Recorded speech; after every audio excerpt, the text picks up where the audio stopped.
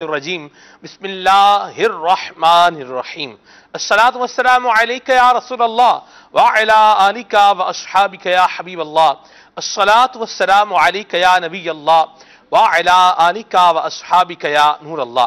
آقا نامدار، مدینے کے تاجدار، دو عالم کے مالک و مختار صلی اللہ تعالی علیہ وآلہ وسلم کا ارشاد مغفرت بنیاد ہے کہ جو شخص مجھ پر 3 مرتبہ صبح اور 3 مرتبہ شام درود پاک پڑھے تو اللہ تعالی پر حق ہے کہ اس کے اس دن اور رات کے گناہوں کو معاف فرما دے۔ صلو علی الحبیب صلی اللہ تعالی علی محمد صلی اللہ تعالی علیہ وسلم صلاۃ و سلاما علیک یا سید یا رسول اللہ۔ امیر سند فرماتے ہیں وہ سلامت رہا قیامت میں، وہ سلامت رہا قیامت میں، پڑھ لیے جس نے دل سے 4 سلام۔ اللہ تعالی ہمیں کثرت کے ساتھ پیارے آقا مدینے والے مصطفیٰ صلی اللہ تعالی علیہ وآلہ وسلم کی ذات والا صفات پر درود و سلام پڑھنے کی توفیق عطا فرمائے۔ اللہ تبارک و تعالی کے فضل و کرم سے 4تھے روزے کی سحری کر کے عاشقان رسول فارغ ہو چکے ہیں، بلکہ نماز بھی ادا کر چکے ہوں گے، اور کچھ عاشقان رسول ایسے ہوں گے جو ابھی 4تھے روزے کی سحری کی تیاری فرما رہے ہوں گے۔ جی ہاں، سبحان اللہ، جو مکہ مکرمہ میں روزہ رکھنے کی سعادت پا رہے ہیں، مدینہ منورہ میں روزہ رکھنے کی سعادت پا رہے ہیں، ان کے لیے سحری کا وقت ابھی تک باقی ہے، تو وہ ماشاءاللہ سحری تناول فرما رہے ہوں گے، اور اس کے ساتھ ساتھ حرم مکہ اور حرم مدینہ کی بہاریں بھی پا رہے ہوں گے۔ سبحان اللہ، اللہ تبارک و تعالی ہم سب کو ماہ مبارک ماہ رمضان مدینہ طیبہ میں دیکھنا بھی نصیب فرمائے، اور امیر اہل سنت کا بھی یہ ارمان ہے کہ اللہ تبارک و تعالی ہمیں ایک دفعہ زندگی میں ماہ رمضان مبارک مکے اور مدینے میں گزارنا نصیب فرمائے۔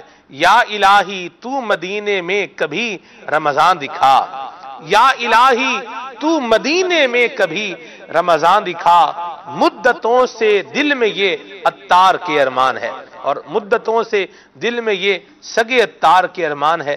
اللہ تبارک و تعالی ہم سب کو حاضرین موجودین بما ناظرین اللہ تبارک و تعالی، اور جتنے اس سلسلے کے جتنے بھی اسلامی بھائی شامل ہیں جس بھی اعتبار سے، مالک کریم ان سب کو نصیب فرمائے۔ ہمارے سلسلے کے کیمرہ مینز ہیں، اسسٹنٹ کیمرہ مینز ہیں، او بی والے، آڈیو والے، ENG والے، ہمارے خادمین، معاونین، ایون کہ ہمارے مدنی چینل کے ڈرائیور اسلامی بھائی جو مبلغین کو لے کر کے بھی آتے ہیں، ان کے بھی حق میں اللہ تبارک و تعالی یہ دعائیں ساری قبول و منظور فرمائے۔ ہمارے الیکٹریشین اسلامی بھائی، اللہ کریم ان کے حق میں بھی یہ دعائیں قبول فرمائے۔ جن کا ذکر کیا اور آپ جو ناظرین دیکھ رہے ہیں، بالخصوص جو کالز اور میسیجز کر رہے ہیں، اللہ ہم سب کے حق میں بھی قبول و منظور فرمائے، اور جو مکے مدینے میں دیکھ رہے ہیں انہیں اللہ تبارک و تعالی زندگی میں ایک بار پھر یہ نعمت عطا فرمائے، بلکہ ایک بار کیوں، اللہ تبارک و تعالی اپنے فضل سے بار بار یہ سعادتیں اور برکتیں عطا فرمائے۔ مدنی چینل کے ناظرین، اللہ تبارک و تعالی کے فضل و کرم سے اللہ کریم نے ہمیں جو دین عطا فرمایا ہے، دین اسلام ہے۔ ان الدین عند اللہ الاسلام، اللہ تعالیٰ کے نزدیک پسندیدہ دین جو ہے وہ دین اسلام ہے، اور دین اسلام کا تعلق صرف اور صرف انسان کی عبادات سے اور انسان کے معاملات سے نہیں ہے، بلکہ زندگی کے ہر گوشے اور ہر پہلو سے متعلق ہمیں دین اسلام نے رہنمائی دی ہے۔ اسلام کو اپنے دامن سے وابستہ افراد کی عزت کی بھی فکر ہے، اور ان کے کردار کی بھی فکر ہے، ان کے اخلاق کی بھی فکر ہے، ان کی افکار کی بھی فکر ہے، اور اس کے ساتھ ساتھ ان کی صحت کی بھی فکر ہے۔ سبحان اللہ، یہ دین اسلام کی ایک مبارک بہار ہے۔ اور پھر اللہ تبارک و تعالی نے قرآن مجید فرقان حمید میں ارشاد فرمایا، کلوا واشربوا ولا تسرفوا، کھاؤ اور پیو اور حد سے نہ بڑھو۔ اور پھر نبی کریم صلی اللہ تعالی علیہ وآلہ وسلم کی مبارک زندگی کو دیکھا جائے تو اس میں بھی ایسے رہنما اصول ملتے ہیں کہ ان کو اپنا کر کے اگر بندہ آگے بڑھے تو زندگی انسان کی بڑی آسان ہو جاتی ہے، صحت بخش ہو جاتی ہے۔ اور آج کے سلسلے کا ہم نے موضوع یہی رکھا ہے، صحت بخش زندگی۔ اس پر انشاءاللہ ہم مبلغین دعوت اسلامی سے مدنی پھول لیں گے، آپ کی کالز کو اور آپ کے میسیجز کو بھی سلسلے کا حصہ بنائیں گے۔ آپ یہ بتائیے کہ لوگ بیمار کیوں ہو جاتے ہیں؟ نبی کریم صلی اللہ علیہ وسلم نے تو فرمایا ہے سومو تصحو، روزہ رکھو صحت یاب ہو جاؤ گے، لیکن ہم دیکھتے ہیں کہ ماہ رمضان میں لوگ روزے بھی رکھتے ہیں، بیمار بھی ہو جاتے ہیں، کسی کو نزلہ لگ جاتا ہے، کسی کو زکام ہو جاتا ہے، کسی کو کھانسی ہو جاتی ہے، تو یہ سب کیوں ہوتا ہے؟ آپ کی کیا رائے ہے اس میں؟ ضرور بتائیے، آپ کی کالز کو اور آپ کے میسیجز کو سلسلے کا حصہ بنائیں گے۔ سلسلے کا جو پیٹرن چل رہا ہے اس کے اعتبار سے ہم فرمائشی جو کالز ہیں ان کو تو نہیں لیں گے، لیکن انشاءاللہ جو موضوع سے متعلق کالز ہیں ان کو بہرحال سلسلے کا حصہ ضرور بنائیں گے۔ اللہ تبارک و تعالیٰ کے پاک کلام کی تلاوت سننے کی سعادت حاصل کریں گے۔ آگے تلاوت سنتے ہیں۔ صلوا علی الحبیب صلی اللہ تعالی علی محمد۔ أعوذ بالله من الشيطان الرجيم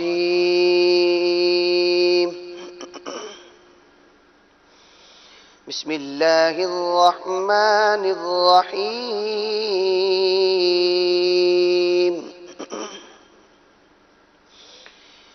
يقول يا ليتني قدمت لحياتي فيومئذ لا يعذب عذابه أحد ولا يوثق وثاقه أحد يا أيتها النفس المطمئنة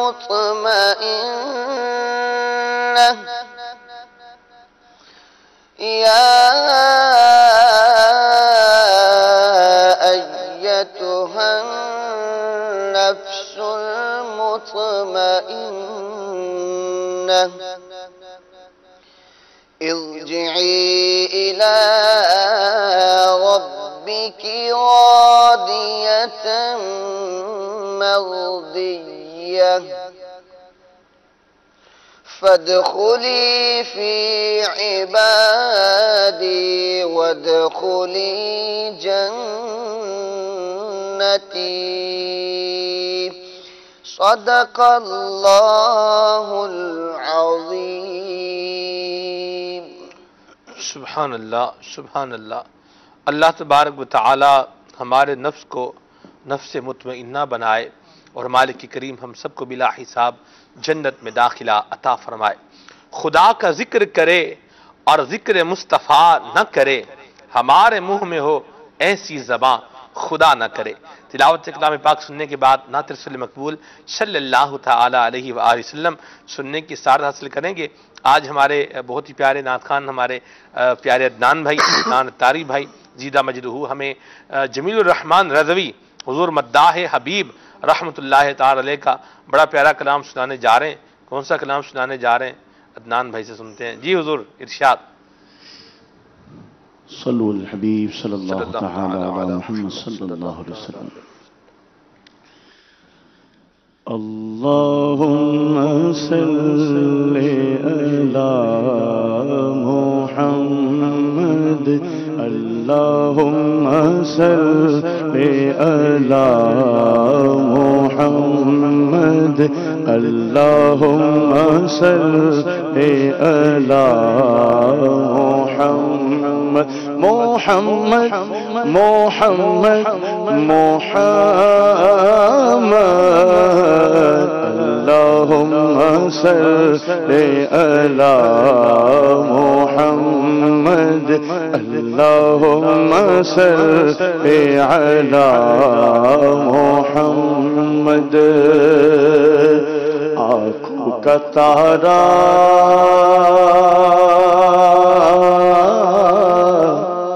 نام محمد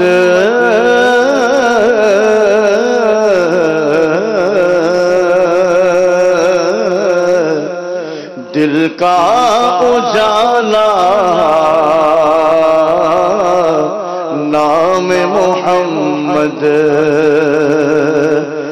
اللہ اکبر رب العلا نے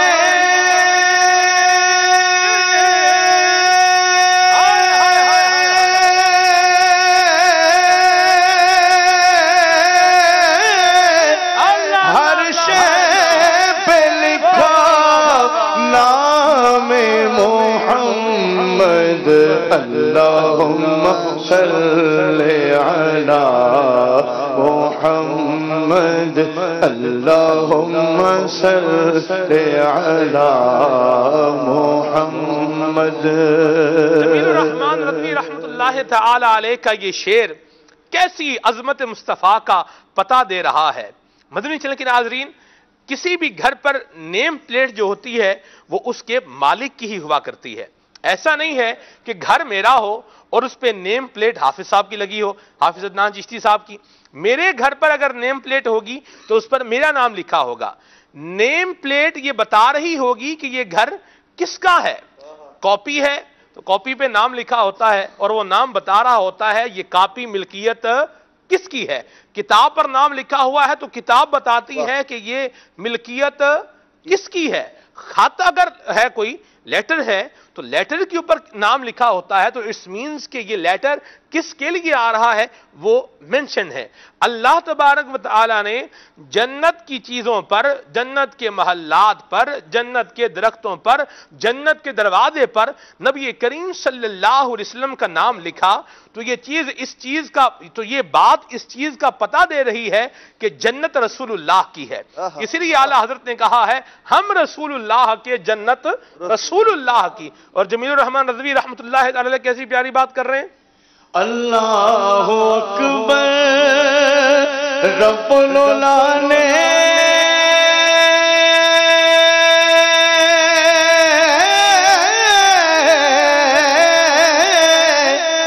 ہر شے پہ لکھا نام محمد.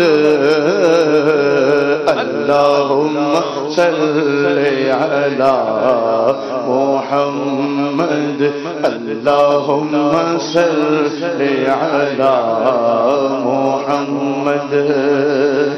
دولت جو چاہو دولت جو چاہو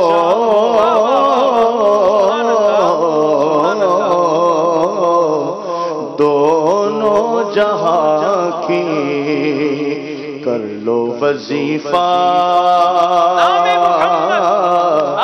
نام محمد.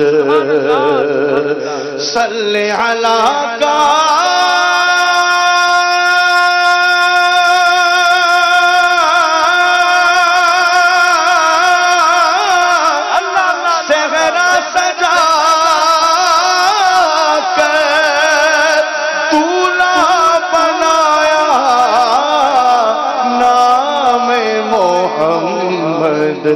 اللہم صل علی محمد اللہم صل علی محمد. محمد محمد محمد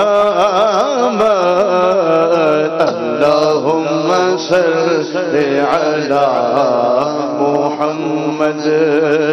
نوح خلیلو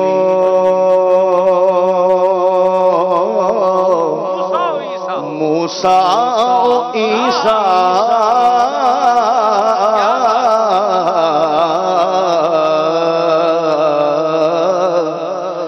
اوہ خلیلو موسیٰ و عیسیٰ سب کا ہے آقا نام محمد. پائے مرادیں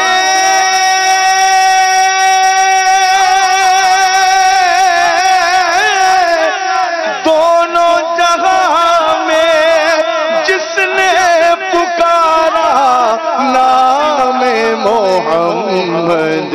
اللہم صل علی محمد اللہم صل علی محمد. محمد محمد محمد اللہم صل علی محمد اللہم صل علی محمد اپنے رضا کے قربان جاؤ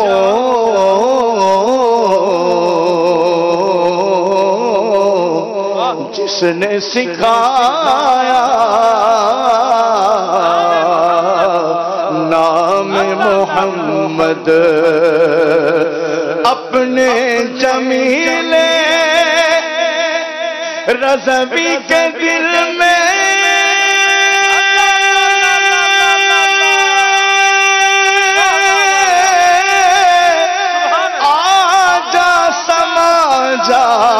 نام محمد اللہم صل علی محمد اللہم صل علی محمد محمد محمد محمد اللہم صل علی محمد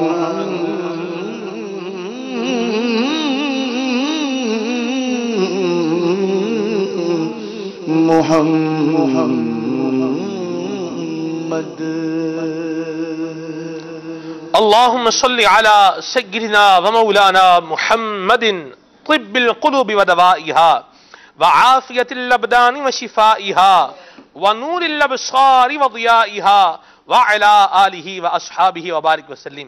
مدنی چینل کے ناظرین، درود و سلام کا وظیفہ کرتے رہیں، نبی کریم صلی اللہ تعالی علیہ وآلہ وسلم کا ذکر خیر کرتے رہیں، انشاءاللہ دنیا میں بھی بیڑا پار ہے اور آخرت میں بھی بیڑا پار ہے۔ اعلیٰ حضرت امام اہل سنت درست فرما گئے کہ جب تیری یاد میں دنیا سے گیا ہے کوئی، جب تیری یاد میں دنیا سے گیا ہے کوئی، جان لینے کو دلہن بن کے قضا آئی ہے۔ اللہ تبارک و تعالی ہمیں حضور کی محبت کا فیضان نصیب فرمائے۔ آج کے ہمارے سلسلے کا جو پرٹیکولر موضوع ہے جس پر ہم نے مبلغین دعوت اسلامی سے مدنی پھول لینے ہیں وہ ہے صحت بخش زندگی۔ خالد بھائی اس موضوع کی ابتدا اگر لیں تو میں یہ چاہوں گا آپ اس طریقے سے اس کو جو ہے وہ کمپیریزن کچھ اس کا بیان فرمائیں کہ نبی کریم صلی اللہ علیہ وسلم کا فرمان ہے اور حق پر مبنی فرمان ہے۔ حضور نے فرمایا ہے، حق ہے، سچ ہے، اس میں کسی قسم کے شک کی ہم گنجائش کیوں کریں۔ آقا کریم فرمائیں صوموا تصحوا، روزہ رکھو صحت یاب ہو جاؤ گے۔ لیکن یہاں پر جو ہے وہ روزہ بھی رکھتے ہیں لیکن بیمار بھی ہو جاتے ہیں، جیسے کھانسی لگ جاتی ہے یا ڈائجسٹیو پرابلم ہو جاتا ہے، کچھ لوگوں کو منہ میں چھالے نکل آتے ہیں اور دیگر اس طرح کی چیزیں ہوتی ہیں، تو یہ کیوں ہوتا ہے، کیا فرمائیں گے آپ؟ بسم اللہ الرحمن الرحیم، الحمدللہ رب العالمین والصلاة والسلام علی سید الانبیاء والمرسلین۔ نبی محترم شفیع امم صلی اللہ تعالیٰ علیہ وآلہ وسلم کا مبارک فرمان ہے، وہی برحق ہے اور بزرگوں نے تو اسی پر عمل کیا ہے اور صحتیں پائی ہیں۔ واہ! نبی نے فرما دیا صوموا تصحوا، روزہ رکھو صحت یاب ہو جاؤ گے، تو ایسا ہی ہوگا، لیکن روزے کو اس کے آداب کے ساتھ رکھنا ہوگا۔ اب دیکھیں اللہ رب العالمین جل وعلا نے روزہ فرض کیا، ارشاد فرمایا کتب علیکم الصیام کما کتب علی الذین من قبلکم، تم پر روزے فرض کیے گئے ہیں جیسے تم سے پچھلے لوگوں پر فرض کیے گئے تھے۔ پھر آگے کچھ ان لوگوں کا بیان ہے کہ جن کو اللہ تبارک و تعالی نے روزوں کے حوالے سے رخصت عطا فرمائی ہے اور انہوں نے مریضوں کا بھی بیان فرمایا ہے، لیکن تتمہ کے طور پر آیت کے جو اختتامی الفاظ ہیں رب العالمین جل وعلا نے ارشاد فرمایا وَأَن تَصُومُوا خَيْرٌ لَكُمْ إِن كُنتُمْ تَعْلَمُونَ، اگر تم روزہ رکھو گے تو یہ تمہارے لیے بہتر ہے۔ مفسرین نے اس آیت کریمہ کے تحت لکھا ہے کہ کئی امراض ایسے ہیں کہ روزہ رکھنے سے جن سے حفاظت ہو جاتی ہے، تو بندے کو چاہیے روزہ رکھے اور اس کے آداب کے ساتھ رکھے۔ ہم مصطفیٰ جان رحمت صلی اللہ علیہ وسلم آداب کے ساتھ رکھتے ہیں حضور، بغیر آداب کے روزہ کون رکھتا ہے؟ مجھے آپ یہ بتائیں بھئی روزہ رکھنا ہے تو سارا دن مطلب کچھ بھی نہیں کھانا، نہ کچھ کھائیں گے، کچھ بھی نہیں پینا، نہ کچھ پیئیں گے، اور جن کاموں سے شریعت مطہرہ نے روکا ہوا ہے اس سے رک کے رہنا ہے، اور خوش نصیب جو ہے وہ نمازیں بھی ادا کر رہے ہیں، ذکر اذکار بھی کر رہے ہیں، کر تو رہے ہیں، آداب کے ساتھ ہی روزہ پورا کر رہے ہیں۔ جی ہاں، سبھی کچھ ہو رہا ہے، لیکن یہ آداب دیکھیں ذرا کیسے ہیں۔ جب سحری کرنے بیٹھے نا تو اس قدر ڈٹ کر کھا لیا کہ اب وہ آداب کی طرف جب جائیں گے ابھی کیا ہوتا ہے کہ فجر کی نماز میں ہی سستی ہو جاتی ہے، اتنا ڈٹ کر کھایا ہوتا ہے. شاید جس وقت سے سحری کا وقت ختم ہوا ہے تب سے لے کر افطار تک کھائیں تو نہیں، لیکن وہ پچھلا ہی ایسا ہوتا ہے کہ افطار کے کچھ دیر پہلے ہی ہضم ہو تو ہضم ہو، اور پھر جیسے ہی افطار ہوا دوبارہ ہم نے اس قدر زیادہ افطاری ڈٹ کر لی کہ اب اس کو ہضم کرنا سحری تک مشکل ہے. یعنی افطار کر کے ہم نے دیکھا ہے بعض لوگ افطار کر لیا تو اب ان کے لیے مغرب پڑھنا مشکل ہو جاتا ہے کہ اب تھوڑی دیر میں پڑھیں گے. بھائی اس قدر کھا لیا ہے. آپ یقین مانے حافظ صاحب، زندہ مثال میں نے ایک بندہ دیکھا اور دیکھ لیا، بس آپ چھوڑیں کہاں دیکھا یہ ایک الگ بات ہے، ناظرین ہو سکتا ہے مجھے بھی کہاں دیکھا، چلے یہ ایک الگ بات ہے. ایک بندہ دیکھا، اس نے روٹی کھائی، افطاری کی ہے، اب اس سے سانس نہیں لیا جا رہا، یعنی سانس دینے میں پرابلم ہو رہا ہے اس کو، اتنا مطلب کھا لیا. کیا کہیں گے آپ یہ انداز؟ مجھے تو جانشینے وہ بندے کو دیکھ کے نا مجھے جانشینے میرے سنت کا مدنی پھول یاد آ گیا کہ بھئی افطاری کا سامان تو چلو کسی اور کا ہے لیکن پیٹ تو آپ کا اپنا ہے. کیا کہیں گے آپ؟ بسم اللہ الرحمن الرحیم. یقین سلمان بھائی، ہمارا دین ہمیں الحمدللہ رب العالمین جہاں صحت مند زندگی گزارنے کے لیے اور عبادت پر قوت حاصل کرنے کے لیے جہاں کھانا کھانے کا حکم دیتا ہے، وہیں ہمیں اس کے آداب بھی بیان فرماتا ہے، کتنا کھانا ہے اور کس انداز میں کھانا ہے. ہمارے ہاں دراصل معاملہ یہ ہے کہ ہم سحری میں اس لیے خوب ڈٹ کر کھا رہے ہوتے ہیں کہ جی دوپہر میں کھانا نہیں کھانا، روزہ ہے، اور افطار کے بعد اس لیے ڈٹ کر کھا رہے ہوتے ہیں کہ سارا دن ہو گیا کچھ نہیں کھایا. تو دونوں طرف سے معاملہ جو ہے نا وہ یہ ہے کہ سحری میں بھی کھانا پینا ہے اور جو دوپہر کا ہے وہ سحری میں کھا لینا ہے، اور شام کو دوپہر کے حصے کا مزید کھا لینا ہے کہ دوپہر میں کچھ نہیں کھایا. دوپہر میں نہیں کھانا تھا تو دوپہر کا کھانا 2 مرتبہ کھا لیا. ہاں جی، دوپہر کا کھانا 2 مرتبہ. سحری میں زیادہ کھایا اس لیے کہ افطاری تک کچھ نہیں کھانا، ہاں جی، اور افطاری میں زیادہ کھایا اس لیے کہ سحری سے لے کر اب تک کچھ بھی نہیں کھایا. تو دراصل یہ معاملہ جو ہے اسی وجہ سے وہ جو روزے کے فوائد اور ثمرات جو حاصل ہونے چاہیے تھے، کما حقہو، بندے کا باطن صاف ستھرا ہو، پھر وہ نیکیوں پر مدد حاصل کرے اس سے، اور نیکیوں پر واقعی اسے مدد ملے، یہ جو شریعت کا مطمع نظر تھا وہ فوت ہو جاتا ہے. آپ سب نیکیوں پہ مدد ملنے کے ساتھ ساتھ اس کی جسمانی صحت بھی درست. بالکل بالکل بالکل، وہ بھی ظاہر سی بات ہے چیز فوت ہو جائے گی جب بھی اس انداز میں مطلب کھاتے رہیں گے تو. جی، اللہ کے پیارے محبوب صلی اللہ تعالی علیہ وآلہ وسلم نے ہمیں کھانے کے آداب بیان فرمائے جو ہم کثرت کے ساتھ سنتے رہتے ہیں، اور یہ یعنی اسلام کے اندر بھوکا رہنا، بھوک سے کم کھانا، اس کا یہ عام سی بات نہیں ہے، بلکہ جن لوگوں نے اس کے فوائد اور ثمرات کو دیکھا انہوں نے پھر اس کے فوائد و ثمرات پر کتابیں لکھی. اللہ اللہ اللہ. بھوک برداشت کرنے پر، بھوک پر امام ابو بکر ابن ابی دنیا رحمۃ اللہ علیہ کی کتاب ہے کتاب الجوع کے نام سے، اور دیگر اور بھی محدثین کرام نے اپنی کتابوں کے اندر اس طرح کے ابواب قائم فرمائے. تو جنہوں نے تجربات کیے، جنہوں نے دیکھا کہ بھوک کے اندر بندہ جو ہے وہ بھوک سے کم کھائے، اس کے اندر جسمانی صحت بھی ہے اور بندے کو اللہ تبارک تعالیٰ کی عبادت پر مدد بھی حاصل ہوتی ہے، قوت بھی حاصل ہوتی ہے.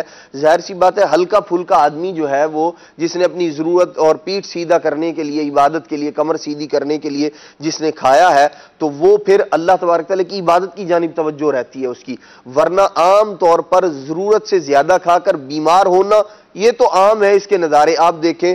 بلکہ بعض اوقات بارہا اس طرح کی باتیں سننے کو ملتی ہیں کہ رمضان المبارک کے اندر افطاری میں احتیاط نہ کرنے کی وجہ سے لوگوں کی لائنیں لگی ہوتی ہیں ڈاکٹروں کے پاس، اور فوڈ پوائزن ہو گیا، کسی کو اس طرح کا معاملہ ہو گیا. وجہ کیا ہے کہ کھانے کے جو آداب تھے ان کا لحاظ نہ رکھا گیا. تو اس لیے ہمیں شریعت جو بتاتی ہے، نبی پاک صلی اللہ تعالی علیہ وآلہ وسلم نے جو بتایا ہے، ہمیں اس کا لحاظ کرتے ہوئے کھانا چاہیے. اللہ کے پیارے محبوب صلی اللہ تعالی علیہ وآلہ وسلم نے فرمایا کہ جو کم کھائے گا اس کا پیٹ صحیح اور دل صاف ہو جائے گا. اللہ اللہ. اور ارشاد فرمایا کہ جو زیادہ کھائے گا اس کا پیٹ بیمار اور اس کا دل سخت ہو جائے گا. اب دیکھیں اس کے اندر یعنی جو روحانی طور پر بندے کی عبادت کے اندر جو رکاوٹ ہے دل کا سخت ہو جانا، اس کا جو سبب بیان کیا گیا ہے، ایک سبب، ایک ذریعہ، وہ زیادہ کھانا ہے۔ حد سے کھاتے ہیں، پھر کھاتے ہی جاتے ہیں، مطلب بریک ہی نہیں لگاتے، چار چار تھال مطلب لوگ کھانے پہ آئیں تو کھا جاتے ہیں۔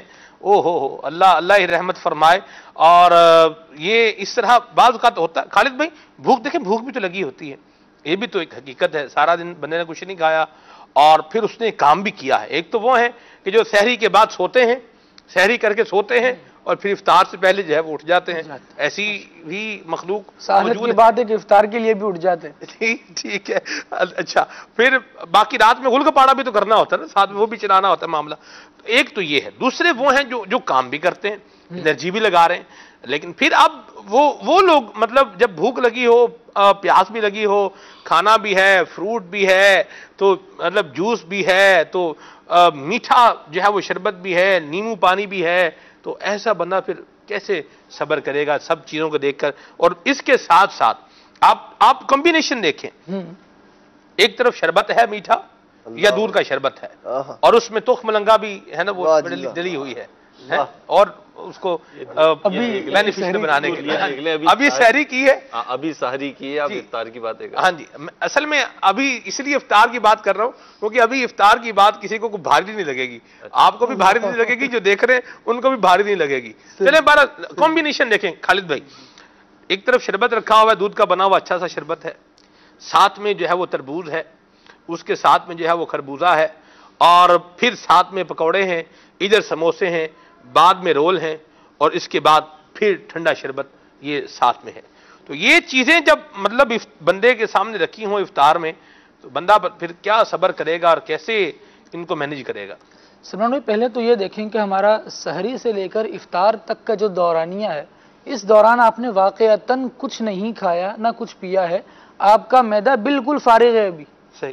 اب جب آپ ایک دم سے افطار کر کے یہ ساری چیزیں گٹا جائیں گے، پانی بہت سارا پی جائیں گے، ٹھنڈا پانی، اور پھر اس میں خاص طور پہ سافٹ ڈرنک وغیرہ کے حوالے سے اطباء کلام کرتے ہیں کہ یہ بالکل اگر فوراً سب سے پہلے اسی سے افطار کر لیا جائے تو بالکل جو پیٹ کا نظام ہوتا ہے معدے کا، یہ بالکل خراب ہو جاتا ہے۔ آپ دیکھیں کہ کئی لوگوں کو یہ شکایت ہوتی ہے کہ ابھی افطار کیا تھا، پسینے چھوٹ گئے، یعنی پورے دن میں اتنا نہیں تھکے ہوئے تھے، افطار کرنے کے بعد ایسے تھک گئے کہ اب اٹھا نہیں جا رہا ہے۔ وجہ اس کی شاید زیادہ کھانا بھی نہیں ہوتا، لیکن بے ترتیبی، بے لحاظی سے کھانا ہوتا ہے۔ پنجابی میں لفظ بولتے ہیں، تھوڑا گاڑا لفظ ہے، اس کا جو ہے سیدھوں نے میرے ذہن میں نہیں آ رہا، مترادف لفظ بولتے ہیں توڑ بتوڑا کرنا، یعنی اب یعنی ایک مختلف قسم کی چیزوں کو حد سے زیادہ مطلب ڈسٹرب کر کے کھا لینا۔ جس طرح وضو کرتے ہیں نا، تو ایک اصطلاح کہی جاتی ہے پے در پہ وضو کرنا، جی، یعنی ایک عضو سوکھنے نہ پائے دوسرا دھو لینا۔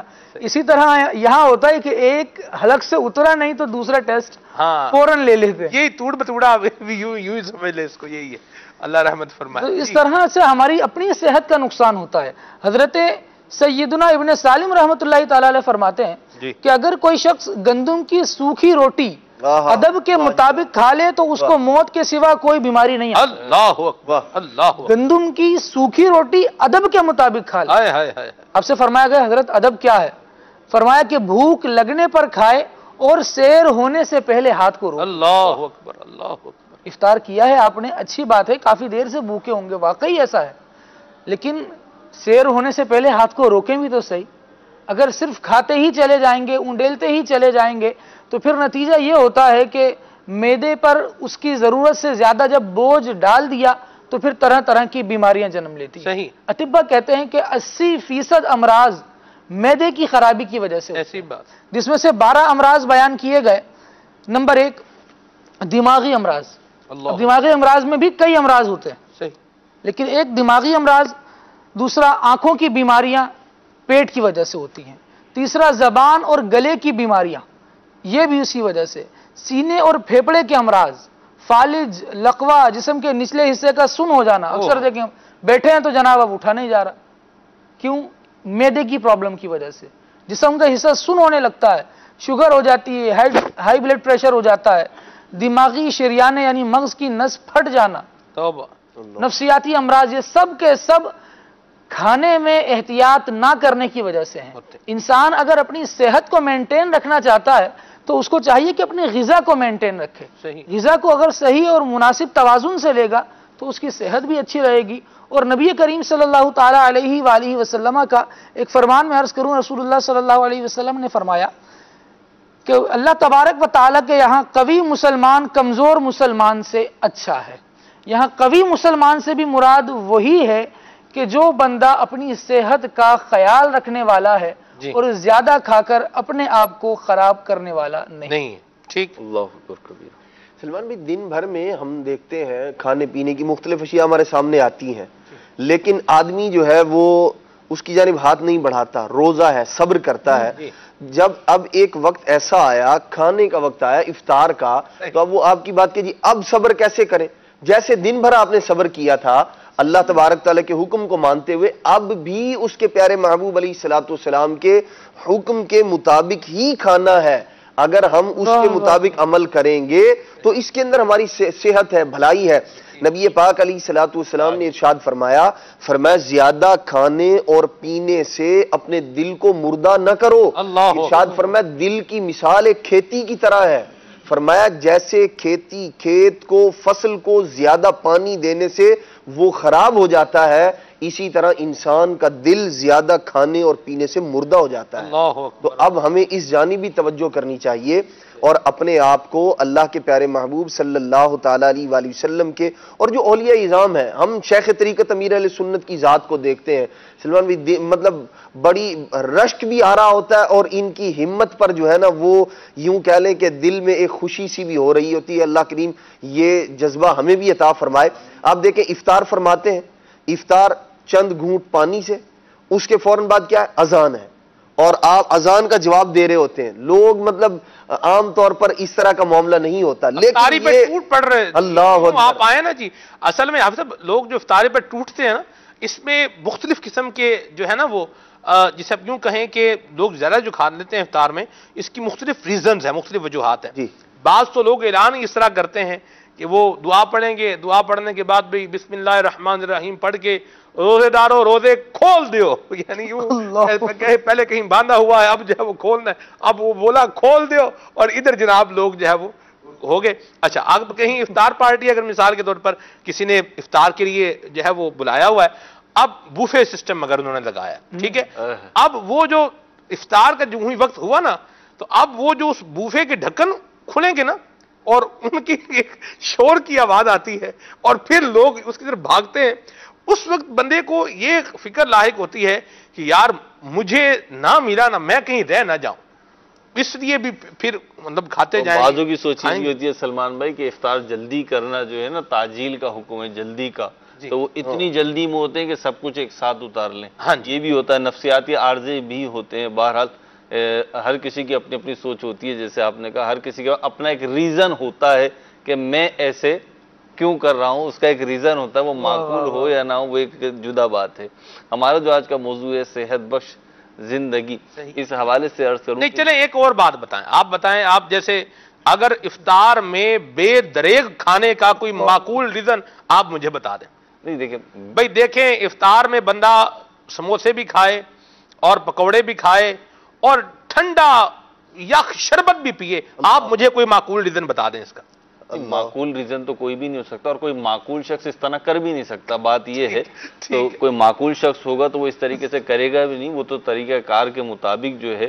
اور وہ جو آپ نے شروع میں ایک مدنی پھول دیا شہزادہ حضور کی طرف سے کہ کھانا بے شک کسی اور کا ہو لیکن پیٹ بہرحال اپنا ہے، تو اس کے حساب سے ہی وہ کھائے گا، جو اس کی کیپیسٹی ہے اس کے حساب سے وہ کھانا کھائے گا، افطار کرے گا، سحر کرے گا، جو بھی کرے گا وہ اس کے حساب سے کرے گا. میں تو مہروز بھائی ایک بات کہتا ہوں کہ بندہ بھوک کو محسوس کرے، روزے میں محسوس کرے، روزے کے بعد بھی محسوس کرے.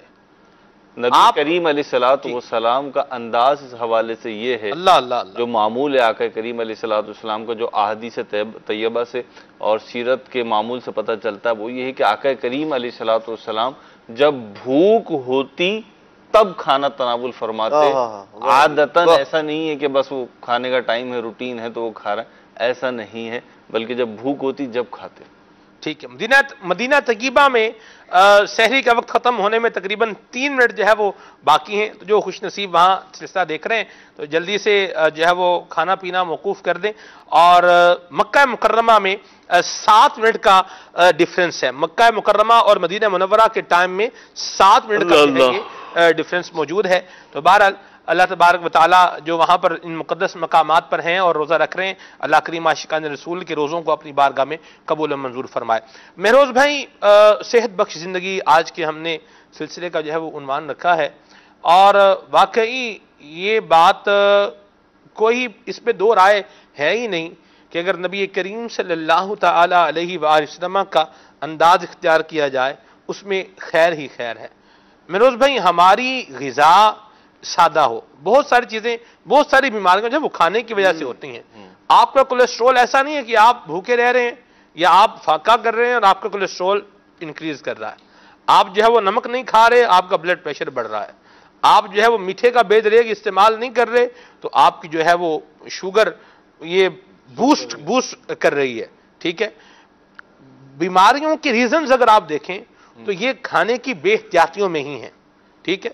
تو اس پر آپ جو ہے وہ رہنمائی فرمائیں کہ ہم اپنا یہ ایک تو یہ ذہن بنائیں کہ ہم نے کم بھی کھانا ہے اور دوسرا سادہ کھانا ہے، یعنی سادی غذا جو ہے یہ کھانی ہے. یہ ذہن کیسے بنے گا؟ سلمان بھائی، کھانے کو جنہوں نے حرز جہاں بنایا ہوا ہے نا، جن کا مقصد حیات ہی یہ ہے کہ کھانا کھانا کہیں سے آ جائے کبھی آ جائے، کھانا کھانا، کھانے کی حرز جو ہے نا وہ جب تک دل سے نہیں نکلے گی تب تک جو ہے وہ یہ کیفیات پیدا نہیں ہوں گی جو آپ نے ارشاد فرمائی ہیں. یہاں میں یہ عرض کروں کہ دیکھیے، حرص کسی بھی چیز کی ہو نا، جب وہ لگ جائے اس کو روکنا بڑا مشکل کام ہوتا ہے. بالخصوص اگر آپ ایسے افراد میں اٹھے بیٹھیں کہ جن کی کوئی خاص قسم کا حرص، شوق یا رغبت ہو تو پھر آپ بھی اسی میں مبتلا ہوتے جاتے ہیں. آپ جو فرما رہے ہیں کہ کھانے سے بیماریاں پیدا ہوتی ہیں اور کھانے سے ہماری زندگی ڈسٹرب ہو رہی ہوتی ہے، زیادہ کھانے سے، ظاہر سی بات ہے یہاں جب ہم کھانے کو ان معنوں میں لیں گے کہ ڈسٹرب ہو رہے ہیں، بیمار ہو رہے ہیں، یہ ہو رہے ہیں، تو اس سے وہی ہے کہ بے اعتدالی کے ساتھ کھانا کھایا جا رہا ہے. تو ظاہر سی بات ہے کھانا تو زندگی کا حصہ ہے اور یہ کھانا ہے. قرآن کریم نے ارشاد فرمایا کہ کھاؤ پیو، اللہ کی نعمتوں کو قرآن میں احادیث کریمہ میں آیا. خود نبی کریم علیہ السلام نے اس حوالے سے بھی فرامین موجود ہیں کہ یہ کھاؤ، یہ کھاؤ، یہ کھاؤ، یہ موجود ہے. تو اب ہمیں یہ دیکھنا پڑے گا کہ ہمیں زندگی کا ہماری مقصد کیا ہے اور ہم جو کھانا کھا رہے ہیں کس موٹو کے تحت ہم کھا رہے ہیں، ہمارا مقصد کیا ہے کھانے سے. یہ ساری چیزیں بڑی ڈیپینڈ کریں گی. یہاں پہ میں تھوڑا سا اگر آپ مجھے اجازت دیں میں پیچھے کی طرف سے آؤں کہ دین اسلام کا جو حسن ہے، خوبصورتی ہے، آج جو ہم نے یہ موضوع لیا ہے کہ صحت بخش زندگی، یہ جو لیا ہے، تو شروع میں بات کی بھی ہمارے مبلغین عدنان بھائی نے، خالد بھائی نے، کہ دین اسلام کی خوبصورتی یہ ہے کہ دین اسلام آپ کی روحانی آسودگی بھی چاہتا ہے، واہ، اور آپ کی جسمانی آسودگی بھی چاہتا ہے. سبحان اللہ. روایتوں میں آیا العلم علمان، علم جو ہیں دو ہیں، علم الادیان والعلم الابدان، کہ ایک ہے دین کا علم جس کی تشریح کی گئی فقہ اور اس قسم کے مسائل سے، اور دوسرا ہے بدن کا علم، جسمانی صحت کا علم. اور اس کی شرح میں اس کی جو تفصیلات بیان کی علماء نے، اس میں بیان کیا ہے، اس نقطے کو بیان کیا ہے کہ دین اسلام نے دونوں چیزوں کی سیرابی کا انتظام کیا ہے، بڑے اعتدال اور بڑے توازن کے ساتھ کیا ہے. امیر اہل سنت نے اپنے رسالے کباب سموسے کے نقصانات کی ابتدا میں ایک روایت نقل فرمائی ہے کہ حضرت جریر بن عبداللہ رضی اللہ تعالیٰ فرماتے ہیں میں نے حضور تاجدار رسالہ صلی اللہ علیہ وسلم سے نماز پڑھنے، زکوٰۃ دینے اور ہر مسلمان کی خیر خواہی کرنے پر بیعت کی ہے. اور پھر اسی کے ساتھ اعلیٰ حضرت کا ایک قول بھی نقل فرمایا ہے کہ اعلیٰ حضرت فرماتے ہیں ہر فرد اسلام کی خیر خواہی یعنی بھلائی چاہنا یہ ہر مسلمان پر فرض ہے. لہٰذا آج جو ہم سلسلہ یہ کر رہے ہیں، یہ عنوان لے کر آئے ہیں، اس میں ان نیتوں کو بھی شامل کر لیتے ہیں. اور جو آج اس سلسلے کا موضوع ہے صحت بخش زندگی، سلمان بھائی، جب میں اس کی تیاری کر رہا تھا تو بہت ساری نیتیں میں نے بھی کی. اور ایک بڑا پیارا مدنی پھول جو ہمیں ملا ہے وہ یہ کہ بعض اوقات یہ ہوتا ہے کہ ہم جو مدنی پھول بیان کر رہے ہوتے ہیں، جو بات بیان کر رہے ہوتے ہیں، جو اچھی چیز ہم بیان کر رہے ہوتے ہیں، زندگی کے نشیب و فراز میں، زندگی کی دوڑ دھوپ میں کہیں نہ کہیں ایسا ہوتا ہے کہ خود ہم بھی اسے لیپ کر رہے ہوتے ہیں، ہو سکتا ہے کہ اس پہ ہم بھی کامل طور پہ عمل پیرا نہ ہوں، لیکن ان سلسلوں کی برکت سے، اس نیکی کی دعوت کی برکت سے اور ان چیزوں کو ریوائز کرنے کی برکت سے وہ ہمارے بھی ذہن میں آ جاتی ہیں، اور جب ہم بیان کرتے ہیں تو ایک ذہن یہ بھی بنتا ہے، امیر اہل سنت تو یہی فرماتے ہیں کہ مبلغ کو چاہیے کہ سب سے پہلے اپنے نفس کو مخاطب کرے کہ میں اپنے آپ کو کہہ رہا ہوں، تو ایک ذہن یہ بھی بنتا ہے کہ جو چیزیں آج میں بیان کر رہا ہوں اگر میری ذات میں یہ چیزیں نہیں پائی جاتی تو انشاءاللہ عز و جل میں کوشش کروں گا۔ اور ایک اور بہترین مدنی پھول یہ کہ اگر کوئی شخص کامل طور پہ اچھائی کو نہیں اپنا پا رہا، کامل طور پر نہیں اپنا پا رہا، تو اس کا مطلب یہ نہیں ہے کہ وہ اچھا مشورہ دینا بھی بند کر دے، اچھی بات آگے بڑھانا بھی بند کر دے۔ آپ نے جو پوچھا کہ بیماریاں اس وجہ سے ہو رہی ہیں، صحت خراب اس وجہ سے ہو رہی ہے، تو سلمان بھائی جتنے اطباء ہیں، جتنے حکیم ہیں، جتنے ڈاکٹرز ہیں، مستند کوالیفائڈ جو ڈاکٹرز ہیں اور اس پیشے سے، اس نظام حیات سے وابستہ ہیں، اگر آپ ان کی گفتگو سنیں تو گویا کہ ان کا اس بات پہ اجماع ہے کہ بھوک لگے تب کھاؤ، بھوک سے کم کھاؤ، اور اپنی غذا کو ایک توازن اور معیار کے مطابق لے کر چلو۔ اور پھر اس میں ایک پلس یہ ہے کہ بعض اوقات یہ ہوتا ہے کہ آپ بات یہ نہیں کہ گوشت نہ کھائیں، اس کی بات نہیں ہو رہی، گوشت بھلے کھائیں آپ، لیکن اس کا بھی کوئی نہ کوئی کرائٹیریا ہوگا، کوئی نہ کوئی حد بندی ہوگی، آپ اتنا کھائیں۔ اور سبزیوں کو بالکل ہم یہ نہیں کہتے کہ انہی کو اپنے اوپر طاری کر لیں یا ان کو بالکل ترک کر دیں، بلکہ اس میں بھی اعتدال ہو۔ اچھا، یہ سارے جو غذاؤں کے ہم یہ بیان کر رہے ہیں، ظاہر سی بات ہے ہم تو ایک جنرل پرسپیکٹو میں یہ باتیں کر رہے ہیں، نہیں تو ہر شخص سبزیاں تو غریب لوگوں کی غذا ہے، غریب لوگ سبزیاں کھائیں۔ لیکن اگر میں عرض کروں، میں اس قسم کا سوال آپ کرتے ہیں تو پھر قلبی جذبات جو ہوتے ہیں، غریب کی کوئی غذا نہیں ہے سلمان بھائی، غریب کے لیے خرید کے کھانا ہی مشکل ہے۔ آپ غالباً سبزیاں خریدتے نہیں ہیں، بلکہ آپ پچھلے دنوں مجھے بتا رہے تھے میرے بھائی 200 روپے کا یہ خریدا ہے، کچھ آپ تفصیلات بتا رہے تھے مجھے۔ آج کل جو ہے سبزی بھی خرید رہا ہوں، فروٹ بھی خرید رہا ہوں، اور پھر بھی آپ یہ جملہ کہہ رہے ہیں کہ غریبوں بھاؤ معلوم ہے، فروٹ کے بھاؤ۔ میں آپ سے عرض کروں، سبزی اور گوشت میں تھوڑا سا ڈیفرنس یہ ہوتا ہے، گوشت خریدتے ہوئے مہنگا لگتا ہے، لیکن جب وہ پکتا ہے تو وہ بھی سبزی کے برابر آ جاتا ہے۔ وجہ یہ میں مثال پیش کر دیتا ہوں ابھی کہ 1 کلو گوشت بالفرض بڑے کا گوشت اگر ہم لگائیں 400-500 روپے کا 1 کلو ہے، لیکن اب وہ تفصیلات ہو جائیں گی، اس کو اگر شوربہ دار تفصیلات کریں آپ تفصیل سے بات کریں نا، اگر شوربے دار عنوان یہ لیا تو پھر اس پہ تفصیل، جی اگر شوربے دار اسے پکا لیا جائے سلمان بھائی، 500 روپے کا آپ نے گوشت خریدا ہے اور 100 روپے کا اس میں دیگر مسالہ جات لگا کے وہ 600 روپے کا ہو گیا، اس کی ہانڈی جو تیار ہوئی ہے 600 روپے کی تیاری ہو رہی ہے، اور ضروری نہیں ہے آپ پہ کوئی لازم نہیں ہے کہ آپ بھنا ہوا بنائیں، آپ شوربے دار بنائیں تو کتنے لوگ کھا لیں گے 1 کلو گوشت؟ 10-12 افراد کھا لیں گے، پیٹ بھر سکتا ہے۔ شوربے والا ہو، شوربے والا، شوربے والا سالن کون بنائے گا مجھے بتائیں آپ؟ حضور والا۔ اب دیکھیں، اب میں مینیو آپ سے ڈسکس کروں سلمان بھائی، میں دیکھیں ایک ایشو ہے، میں ایشو ریز کرنا تو میرا کام ہے نا جی، آپ ایک انالیسس کریں، ایک نظر دوڑائیں جی، دوڑا لیں، آپ مطلب غور کریں، مدنی چینل کے ناظرین بھی دیکھیں، آپ لوگ جو بیٹھے ہوئے ہیں، کیمرہ مین بھی اپنی رائے دینے، بیان کرنے، میسج کر دیں، کوئی آپ کی رائے اگر ہے تو۔ آپ 6 دعوتوں میں جائیں جی، 6 دعوتوں میں سے کتنی دعوتوں میں آپ کو شوربے والا گوشت کھانے کو ملے گا؟ دعوتوں کا تو کھانا ہی نقصان دہ ہوتا۔ یہ چلے دوسرے پرسپیکٹو میں بات ہے نا، میں جس پوائنٹ پہ لا رہا ہوں وہ یہ ہے کہ لوگوں نے شوربہ بنانا، کھانے کے گوشت کے سالن میں شوربہ بنانا اپنی توہین سمجھ لیا ہوا ہے۔ کتنی عجیب بات ہے، نہیں کیوں سمجھ لیا یہ تو، بلکہ سلمان بھائی نبی پاک علیہ الصلوۃ والسلام نے اس کی ترغیب ارشاد فرمائی ہے، وہ جو حضور علیہ الصلوۃ والسلام کا محبوب ترین کھانا ہے، محبوب غذا ہے، ثرید جسے کہا جاتا ہے، وہ بغیر شوربے کے بنتا ہی نہیں۔ واہ واہ، اس کے لیے آپ کو شوربہ کرنا پڑے گا۔ اور پھر وہ دوسری حدیث پاک جس میں نبی پاک علیہ الصلوۃ والسلام نے ارشاد فرمایا کہ اگر پہلی بات تو یہ ہے کہ تم اپنے پڑوسیوں کا خیال رکھو کہ کھانے کے اندر جو ہے انہیں شریک کرو، ان کے گھر بھیجو، فرمایا کہ اگر اس طرح کا، اور پھر اس کے لیے کیا کرو، نبی پاک علیہ الصلوۃ والسلام نے فرمایا کہ پھر شوربہ زیادہ کر لو، یہ ترغیب موجود ہے، اور اس کے یقیناً اس زمانے میں اس طرح کا معاملہ تھا، اور اب بھی کچھ عرصہ پہلے تک اگر ہم چلے جائیں تو لوگوں کے اندر یہ شوربے والے کھانے جو ہے پکانے کا بڑا جو ہے الحمدللہ رب العالمین رواج تھا، اور پھر وہ افادیت کے اندر بھی اس سے کہیں زیادہ ہے۔ جو بغیر شوربے والا ہے، برکت والا بھی کھانا ہے، اس کے اندر خود بھی سیر ہو کے کھا لیا، دیگر جو ہے عزیز و اقارب کو بھی بھیج دیا۔ ڈائجسٹو سسٹم میں بھی یہ بڑا مددگار ثابت یہ ہوئی نا بات جی، شوربے والا سالن ہے۔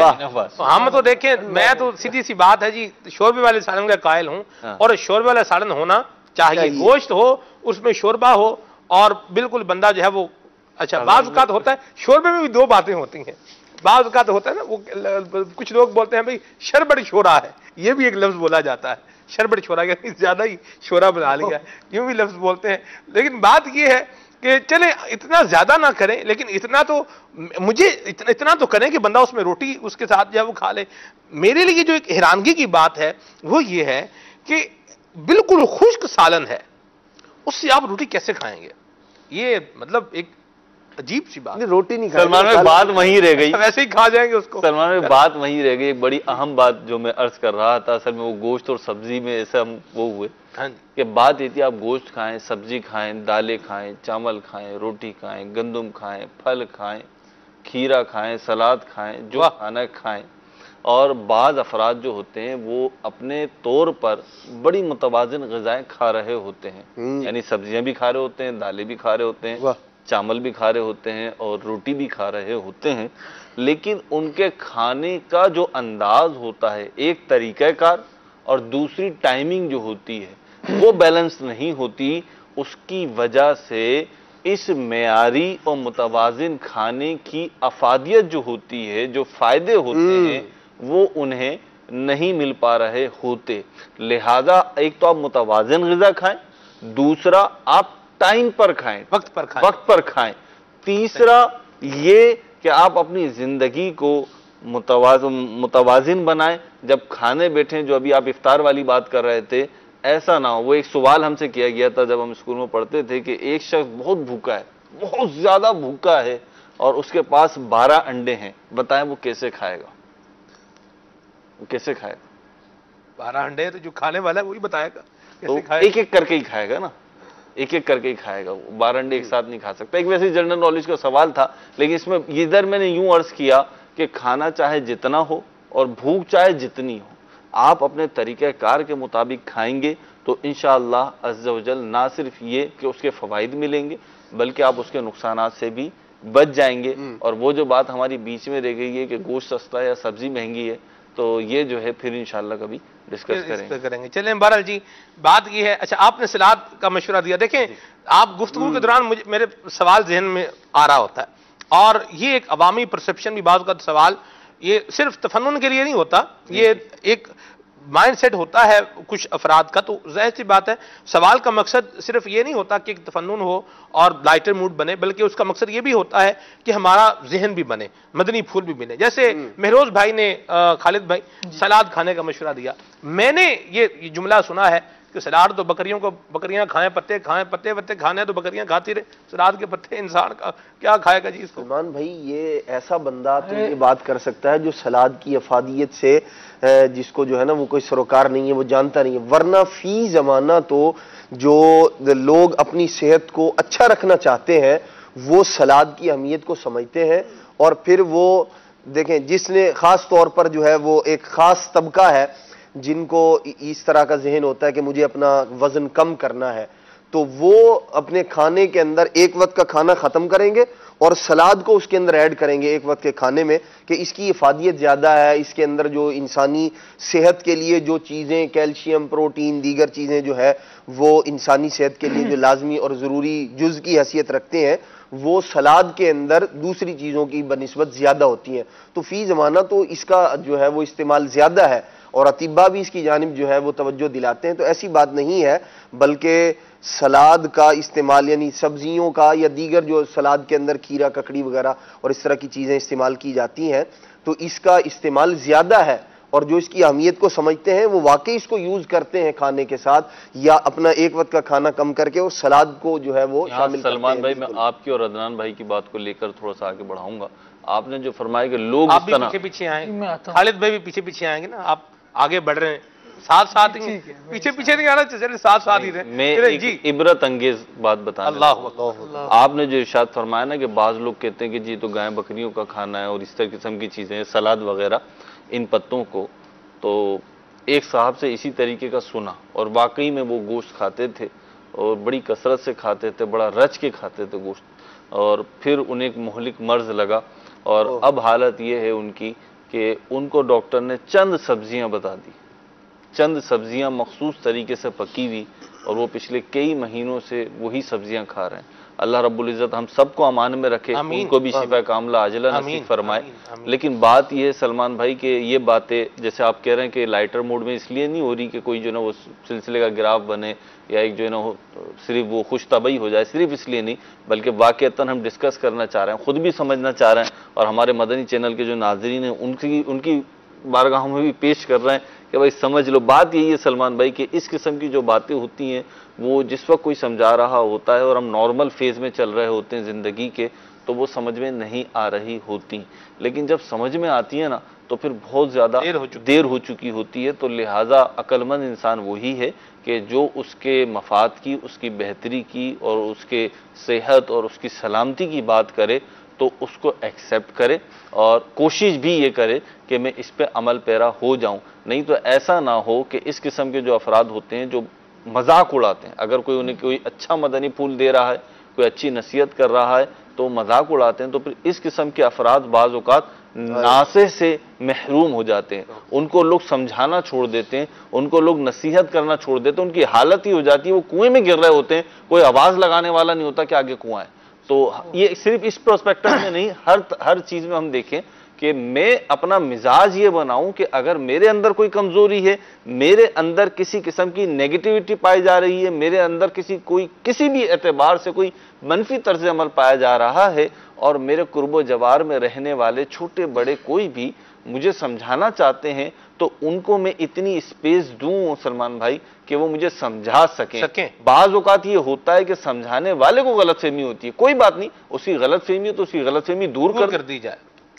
ایسے مت بنے کہ جیسے شاعر نے کہا کہ ناصحہ مت کر نصیحت دل میرا گھبرائے ہے، ناصحہ مت کر نصیحت دل میرا گھبرائے ہے، اس کو دشمن جانتا ہوں جو مجھے سمجھائے ہے. ایسے نہ بنے، نصیحت قبول کرنے والے بنے، اور کوئی اچھی بات اگر بتائی جا رہی ہے تو اس کو اپنی زندگی کا حصہ بنا لیں. آپ کی غلطی پوائنٹ آؤٹ ہو رہی ہے تو اس کو بالکل ریئلائز بھی کریں، غلطی کو دور کریں. انشاءاللہ آپ کی ذات میں جو اپنائے گا، جو قبول کرے گا، اسی کی ذات میں پرفیکشن آئے گی. جی ہاں ایسا ہی ہے. ناصح جو ہم کو نصیحت کر رہا ہے دراصل وہ ہمارا محسن اور خیر خواہ ہے. مدینہ کہا جاتا ہے السعید من وعظ بغیرہ، سبحان اللہ، جس کو کوئی نصیحت کرنے والا موجود ہے وہ تو سعادت مند ہوتا ہے. سبحان اللہ. سعادت مندوں کی یہ پہچان اور یہ ان کا طریقہ کار ہوتا ہے کہ وہ وقت آنے کا انتظار نہیں کرتے کہ مجھ پر کوئی برا وقت پڑے گا پھر کوئی نصیحت کرے گا تب میں سمجھوں گا.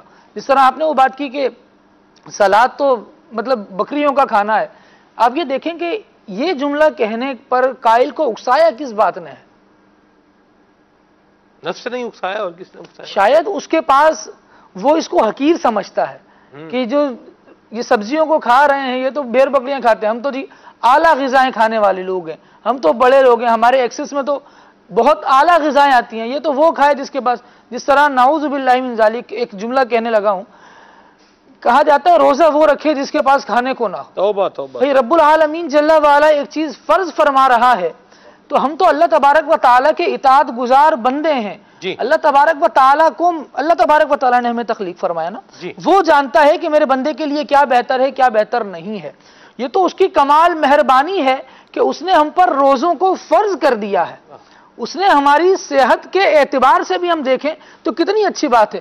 ایک حدیث قدسی میں عرض کرتا ہوں، نبی محترم صلی اللہ تعالیٰ علیہ وآلہ وسلم کا فرمان، آقا دو عالم صلی اللہ تعالیٰ علیہ وآلہ وسلم نے ارشاد فرمایا کہ اللہ عز و جل ارشاد فرماتا ہے بے شک میرے بعض مومن بندے ایسے ہیں کہ ان کے ایمان کی بھلائی صحت مند رہنے میں ہے. واہ جی واہ. اگر میں انہیں بیمار کر دوں تو اس بنا پر ان کا ایمان خراب ہو جائے گا، ہم تو صحت مند ہی نہیں رہتے.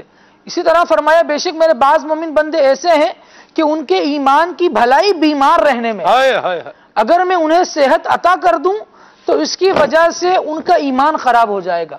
اب دیکھیے کہ بعض لوگ جن کو مالداری ملی ہوئی ہے تو وہ غریبوں پر طنز کر رہے ہیں. کہیں یہ ایسا تو نہیں ہے, ہم حکم نہیں لگا رہے لیکن انڈیکیٹ کر رہے ہیں, کہیں ایسا تو نہیں ہے کہ ہماری دولت ہم سے یہ بڑے جملے کہلوا رہی ہے. اب دیکھیے قارون کے پاس دولت کم نہیں تھی, فرعون کم دولت والا نہیں تھا. انجام کار کیا ہوا؟ جب دوسروں کو حقیر سمجھا جاتا ہے تو اللہ تبارک و تعالی وہی عزیز ہے, وہی جبار ہے. رب العالمین جل وعلا کی شان بہت بلند ہے. اس نے ہمیں پیدا فرمایا ہے, ہماری اوقات کو وہ ہم سے زیادہ جانتا ہے. ویسے تو بندہ بھی اپنی اوقات کو کافی جانتا ہے کہ میں کس اوقات کا ہوں. اور آپ دیکھیں کہ ایک وقت اگر کھانا نہ ملے نا تو یہ سارا گھمنڈ نکل جاتا ہے کہ سبزی کس کی غذا ہے اور گوشت کس کی غذا ہے. پھر بندے کو اگر صرف پتے بھی ملے نا, یا پتوں کو چھوڑ دیں آپ, وہ کاغذ کھا کر بھی گزارا کرتا ہے. جہاں پر معیار یوں ڈسٹرب ہو جائے اور جہاں پر اللہ تبارک و تعالی کی ذات سے توجہ ہٹ جائے تو پھر یہ نہ بولنے کے جملے شیطان بھی بلواتا ہے اور نفس تو بے لگام ہے. اللہ محفوظ فرمائے, اللہ محفوظ فرمائے, اللہ کریم ہمارے حال پہ رحمت فرمائے. اور ہمارا دل جو یہ کھانوں میں لگا ہوا ہے, اللہ کریم ہمارا دل یہاں سے کھانوں سے جو ہے وہ موڑ کر اپنی محبت کی طرف لے جائے. اور اللہ کریم ہمیں جس طرح ہمیں نت نئے کھانے کا شوق ہے, ہمیں یوں اللہ تعالیٰ کی رحمت پانے کا شوق ہمارے دل میں پیدا ہو. نبی کریم صلی اللہ علیہ وسلم کی نگاہ عنایت پانے کا شوق ہمارے دل میں پیدا ہو. اللہ کرے ایسا ہو جائے. اور الحمدللہ دعوت اسلامی کا مدنی ماحول ہمیں یہ بتا رہا ہے. شیخ طریقت امیر اہل سنت دامت برکاتہم القدسیہ, آپ اپنے ملفوظات کے ذریعے سے, اپنے مدنی پھولوں کے ذریعے سے, اپنے مدنی مذاکروں کے ذریعے سے یہ شعور بیدار کر رہے ہیں. اور کھانا تو دیکھیں کھانا ہی ہے, یہ تو نہ کسی نے کہا ہے, نہ کوئی کہے گا کہ آپ کھانا چھوڑ دیں, اور نہ ہی کوئی یہ کہے گا کہ آپ یہ چیز بالکل بھئی بس کھیر ہی کھاتے رہیں. ایسا بھی نہیں ہے. کھانا ہے ایک طریقے کے ساتھ, ایک متوازن جو ہے وہ معاملے کے ساتھ یہ بھی کرنا ہے, لیکن توجہ اپنی کھانوں میں لگانے کی بجائے اللہ اور اس کے رسول کی یاد میں لگائیں.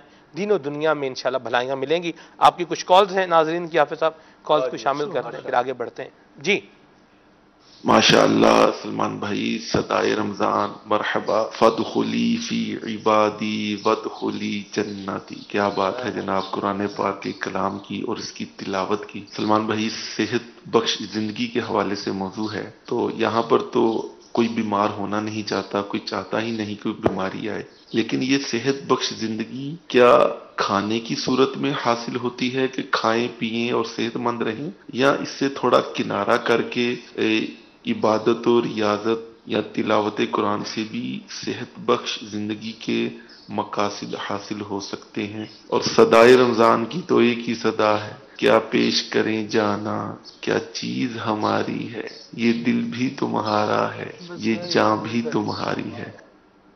مرحبا, ماشاءاللہ شہزاد بھائی. حافظ صاحب کیا فرمائیں گے؟ مدنی پھول بیان ہو ہی رہے ہیں جی. بندے کو اپنی جو روحانی, جیسا کہ مہروز بھائی نے بیان فرمایا کہ روحانی آسودگی کی جانب بھی توجہ کرنی چاہیے, اور جو جسمانی صحت ہے وہ کھانے پینے سے اور پھر ضرورت کے مطابق اور شریعت نے جو طریقہ کار ہمیں بتایا ہے اس کا خیال رکھتے ہوئے, یہ اللہ کے پیارے محبوب علیہ الصلوۃ والسلام کا احسان ہے ہم پر کہ ہمیں جہاں اللہ کریم نے کھانا کھانے کا حکم ارشاد فرمایا ہے, نبی پاک علیہ الصلوۃ والسلام نے اس کا طریقہ بھی بتایا ہے ہمیں کہ کس طرح سے کھانا ہے. جیسے ایک حدیث پاک میں نبی پاک علیہ الصلوۃ والسلام نے ارشاد فرمایا کہ جب تم گوشت پکاؤ تو تمہیں چاہیے کہ اس کے اندر کچھ سبزی کے طور پر کدو شریف کو شامل کر لو. ارشاد فرمائیے اس کے مزاج کو معتدل کر دے گی. تو اب یہ یعنی ایک نبی پاک علیہ الصلوۃ والسلام نے طریقہ بیان فرمایا, ایک چیز کا مزاج گرم تھا تو اس کے ساتھ ایک ایسی چیز کو ملا دیا کہ جو اس کے مزاج کو معتدل کر دے گی. اب وہ تکلیف کا اور جو ہے وہ بندے کے لیے بیماری کا باعث نہیں بنے گا, جبکہ اسے شریعت کے مطابق بھوک سے کم کھایا جائے. تو بندہ اپنی طرف سے جتنا کر سکتا ہے اس کے لیے تگ و دو کرے, کوشش کرے. اللہ تبارک و تعالی جو ہے وہ صحت دنیاوی جو جسمانی صحت ہے اس میں بھی برکت عطا فرمائے گا, اور جو اخروی ہے جب رب کی رضا مقصود ہوگی کھانا کھانے سے, محض کھانا چھوڑ دینا یہ کوئی کمال کی بات نہیں ہے. اس سے مقصود اللہ تبارک تعالیٰ کی رضا ہو, پھر وہ اللہ کی رضا کے لیے ایک لقمہ بھی چھوڑا جائے تب بھی بندے کے لیے اجر و ثواب کا باعث. سبحان اللہ, سبحان اللہ. دین اسلام حضور بہت پیارا دین ہے, اور یہ افراط و تفرید سے پاک ہے. نہ افراط ہے نہ تفرید ہے. نہ تو یہ ہے کہ بندہ کھائے ہی نہ، اور نہ ہی یہ ہے کہ بندہ کھاتا ہی جائے. وَاتَّخِذْ بَيْنَ ذَلِكَ سَبِيلًا، ان دونوں چیزوں کے درمیان جو ہے وہ رہنا ہے، کھانا بھی ہے اور طریقے سے کھانا ہے. ٹھیک ہے جی. خیر الاموری اوسطھا، بہترین کام وہ جو میانہ روی کے ساتھ ہو اور اچھے طریقے سے معتدل انداز میں لے کر آگے چلا جائے. تو کچھ آپ کی کالز مزید شامل کرتے ہیں. اللہ ہمیں عقل سلیم عطا فرمائے اور ہمارے حال پہ رحمت فرمائے. جی. ہند کے شہر جبل پور سے دلشاد اطاری بول رہا ہوں. ماشاءاللہ بڑا ہی پیارا سلسلہ صدائے رمضان جاری و ساری ہے. آج کا موضوع بھی بڑا ہی پیارا ہے. سلمان بھائی، عرض یہ ہے کہ جو صحت میں بگاڑ آتا ہے روزہ رکھنے کے باوجود، تو یہ سحری اور افطاری میں بے احتیاط کے ساتھ کھانا، تلے ہوئے چیز کھانا اور رات بھر طرح طرح کی غذائیں کھانا، اس وجہ سے صحت میں یہ پریشانیاں آتی ہیں. مرحبا، بجا فرمایا آپ نے، درست فرمایا. اللہ تبارک و تعالی ہمارے حال پہ رحمت فرمائے. اور یہ تلی ہوئی چیزوں سے ڈاکٹر روکے تو بندہ رک جاتا ہے. ایک تحقیق میں پڑھ رہا تھا کہ ماہ رمضان مبارک میں کچھ لوگوں کو ہارٹ ڈیزیزز ہو جاتی ہیں. یہ بات پڑھنے کو ملی ہے. اور ہارٹ ڈیزیزز کیوں ہو جاتی ہیں بالخصوص نوجوانوں کو؟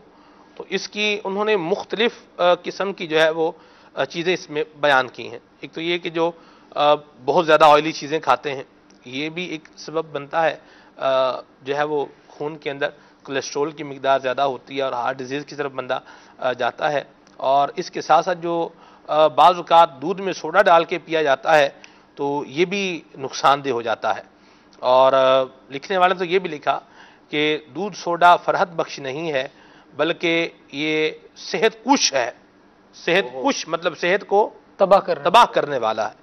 تو اللہ تبارک و تعالیٰ کی نعمتیں استعمال کریں اور طریقے سے استعمال کریں، اچھے طریقے کے ساتھ اور معتدل انداز میں ہی اس چیز کو اپنایا جائے. حافظ صاحب کچھ فرمائیں گے آپ؟ سلمان بھی پیدل نہ چلنا جو ہے یہ بھی یعنی بیماری کے اسباب میں سے ایک یہ بھی ہے.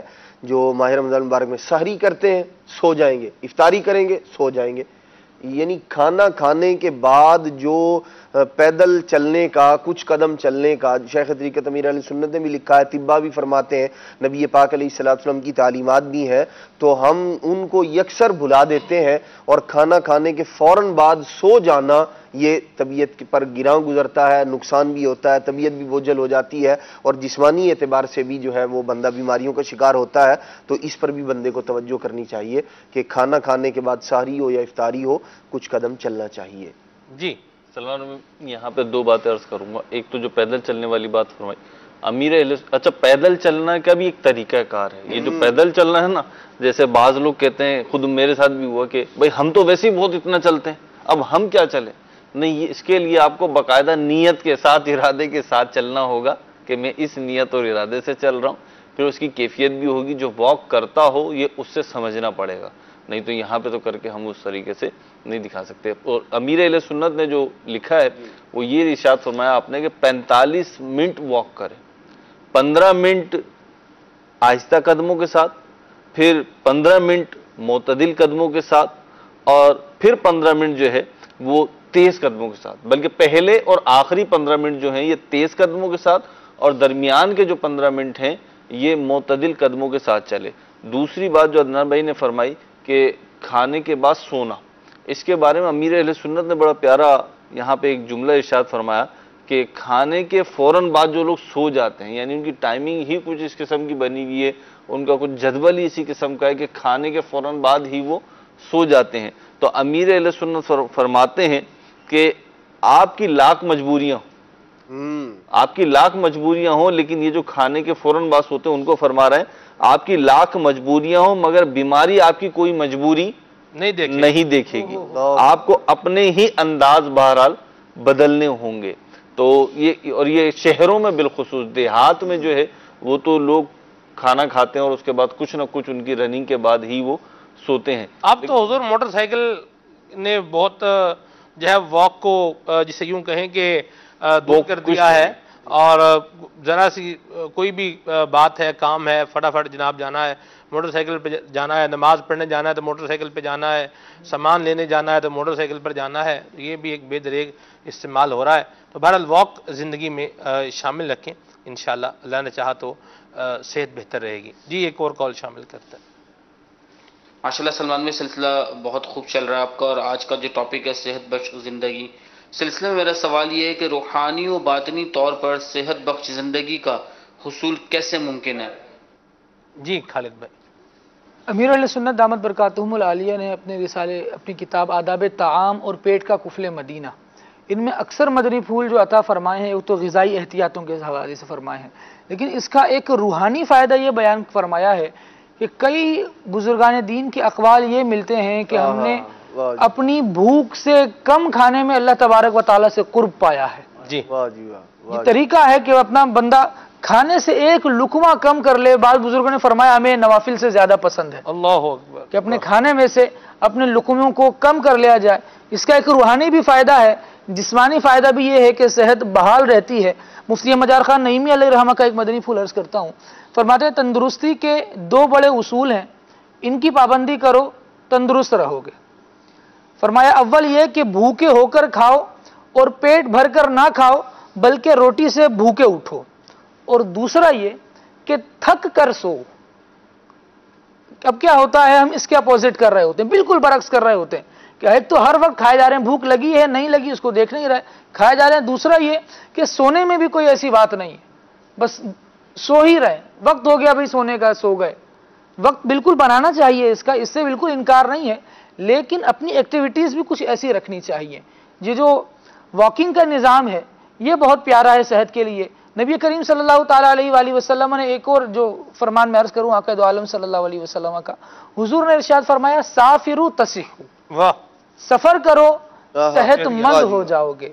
ہم دیکھتے ہیں ایک اور پہلو میں عرض کرنا چاہتا ہوں، ہم دیکھتے ہیں کہ کھانا کھایا اور اس کے بعد جب زیادہ واک نہیں ہوتی تو اس کھانے کے اخراج کا جو سارا نظام ہے یہ ڈسٹرب ہونے کی وجہ سے بھی صحت میں بگاڑ آ جاتا ہے. جی نبی کریم صلی اللہ تعالیٰ علیہ وآلہ وسلم کی مبارک زندگی سے ہم دیکھتے ہیں، اور اس وقت کا جو سارا نظام ہوا کرتا تھا، تو آقا دو عالم صلی اللہ تعالیٰ علیہ وآلہ وسلم قضائے حاجت سے پہلے کثیر فاصلہ پیدل طے کیا کرتے تھے. وہاں تو ایک نظام بھی اس طرح کا ہوا کرتا تھا. اچھا، اس سے فائدہ یہ ہوتا ہے کہ جب آپ نے بہت سارا سفر کیا ہو چل کر، پیدل چل کر، تو آپ کے جو جسم کے یوں سمجھیں کہ اعضاء ہوتے ہیں، نسیں ہوتی ہیں، یہ اس کیفیت میں آ جاتی ہیں کہ اب عمل اخراج جو ہے یہ آسان اور اچھے طریقے سے ہو جاتا ہے. ورنہ انسان قضائے حاجت صحیح طور پر نہیں کر پاتا، جس کی وجہ سے بھی اس کا معدہ ڈسٹرب رہتا ہے اور اس کی صحت بگڑتی رہتی ہے، کانسٹیپیشن ہو جاتی ہے، قبض ہو جاتی ہے، اور قبض یہ ام الامراض ہے، اور اس سے جو ہے وہ اپنے آپ کو بچائیں. مدنی چینل کے ناظرین گھڑی بتا رہی ہے کہ 5 منٹ باقی ہیں، آپ کی ایک اور کال کو شامل کرتے ہیں. صلو علی الحبیب صلی اللہ تعالی علی محمد. جی کال شامل کرنے سے پہلے کچھ میسج بھی لے لیتے ہیں. جی یہ کہہ رہے ہیں کہ سلمان بھائی آج کا سلسلہ کھلے آنکھ صلی اللہ کہتے کہتے کیوں لگ رہا ہے؟ یہ ہے شرک پور شریف سے، واہ سبحان اللہ، کیسے پیاری جگہ سے میسج ہے. جی یہ تو جی آپ ہی بتا سکتے ہیں آپ کو کیوں لگ رہا ہے. تو سلسلہ ہے مبلغین، ہم لوگ ساتھ ہی ہوتے ہیں کھلے آنکھ صلی اللہ کہتے کہتے میں، تو اس لیے آپ کو آج یہ فیل ہو رہا ہے. تو بہرحال اللہ آپ کو برکتیں عطا فرمائے. اور اسد بھائی سلسلے میں کس دن آتے ہیں؟ اسد بھائی سے ہماری الحمدللہ یہ بات ہو گئی ہے، طے ہوا ہے کہ منگل کو اور جمعرات کو انشاءاللہ اسد بھائی ہمارے ساتھ سلسلے میں ہوا کریں گے، اور ساتھ میں اپنی مدنی منی کو بھی لے کر آئیں. تو چلیں جی، مرحبا، آپ کا میسج مدینہ مدینہ، اللہ برکت دے. جی اور بھی اپریسیشن کے میسج ہیں، اللہ تعالیٰ آپ کو سب کو جزائے خیر عطا فرمائے. چونکہ یہ سلسلہ اختتام پذیر ہے اور ہمارے پاس 4 منٹ جو ہیں وہ باقی ہیں، میں یہ چاہوں گا مزید کچھ اختتامی گفتگو اس بات پر ہو جائے کہ وہ لوگ جو بیمار ہیں وہ اپنی بیماری سے بعض اوقات سمجھوتا بائیمانہ کر لیتے ہیں کہ جو ان کو احتیاط کرنی ہوتی ہے وہ احتیاط نہیں کرتے. جس کا یورک ایسڈ بڑھ رہا ہے، یورک ایسڈ بڑھ رہا ہے، پھر بھی گوشت کھا رہا ہے، چنے کھا رہا ہے، دالیں کھا رہا ہے، چاول کھا رہا ہے، یورک ایسڈ بڑھانے والی چیزیں کھا رہا ہے. جس کے بلڈ میں کولیسٹرول لیول جو ہے وہ بڑھا ہوا ہے تو وہ کوئی احتیاط نہیں کر رہا آئل سے اور اس طرح کی چیزوں سے بچنے کی. جس کو بلڈ شوگر ہے تو وہ جو ہے وہ پینے میں احتیاط نہیں کر رہا, میٹھا پیتا جا رہا ہے اور جو ہے وہ اس طرح آگے بڑھتا جا رہا ہے. تو کیا فرمائیں گے احتیاط اور پرہیز کو آپ صحت بخش زندگی میں کہاں پر رکھیں گے؟ پرہیز آدھا علاج کہا گیا ہے. پرہیز جو ہے وہ آدھا علاج ہے. سبحان اللہ. تو اب جب پرہیز ہی چھوڑ دیں گے تو پھر آدھا علاج تو آپ نے خود چھوڑ دیا. دوسری بات یہ کہ انسان کا جو علاج ہوتا ہے وہ دو ہی چیزوں سے ہوتا ہے, اسی لیے اس کو آدھا علاج کہا. ایک ہے کہ آپ کچھ دوائیں لیں گے, کچھ ایسی چیزیں لیں گے جو آپ کی بیماری کو کنٹرول کرے, جو آپ کی کمزوری کو کنٹرول کرے. دوسرا یہ کہ آپ ان چیزوں سے دور رہیں گے جو آپ کی بیماری کو یا کمزوری کو بڑھائیں. اب ہوتا کیا ہے, ایک طرف تو دوا لی جا رہی ہے, دوسری طرف وہ سارے کام کیے جا رہے ہیں کہ جس کی وجہ سے بیماری نے یا کمزوری نے بڑھنا ہے. تو اس کا نقصان یہ ہوتا ہے کہ بیماری جائے یا نہ جائے, اس کے جو دیگر عوامل ہوتے ہیں, دیگر جسے آپ کہتے ہیں سائیڈ ایفیکٹ, وہ شاید زیادہ پڑ جاتے ہیں. کیونکہ آپ ایک طرف ایک ٹھنڈا کر رہا ہو پھر دوسری طرف سے گرم لے رہا ہو, تو یہ ہر معقول انسان سمجھ سکتا ہے کہ ٹھنڈا گرم جب آپ کرو گے, بد پرہیزی بھی ساتھ ساتھ چل رہی ہوگی, دوائیاں بھی ایک ساتھ چل رہی ہوں گی, تو بیماری نے تو ختم نہیں ہونا بلکہ شاید سائیڈ ایفیکٹ کے نتیجے میں دیگر چیزوں نے پیدا ہو جانا ہے. تو آپ کو پرہیز تو لازمی طور پہ کرنا ہی پڑے گا, اس کے بغیر چارہ بھی نہیں ہے, اور پرہیز نہ کرنے کو معقول بات بھی نہیں. البتہ بچوں کا کام ضرور ہوتا ہے یہ کہ والدین جو ہے بچوں کو جس چیز سے روکتے ہیں, بچوں نے بچپن میں جب بیمار ہوتے ہیں, اب نزلہ ہو رہا ہے, زکام ہو رہا ہے, بخار ہو رہا ہے, والدین کہیں گے کھٹی چیزیں نہیں کھانا, میٹھی چیزیں نہیں کھانا, یہ نہیں کرنا, وہ نہیں کھانا, لیکن بچوں کی طبیعت چاہتی بھی وہی ہے, اور جب انہیں کوئی موقع مل جاتا ہے تو پھر وہ واردات کر بھی دیتے ہیں. تو یہ بچوں کا تو کام ہو سکتا ہے, کسی بڑے کا کام نہیں ہو سکتا. سلمان بھائی, آخر میں ایک بات کہنا چاہوں گا کہ آج ہمارے سلسلے میں کھانے پینے کی بہت بات ہوئی ہے.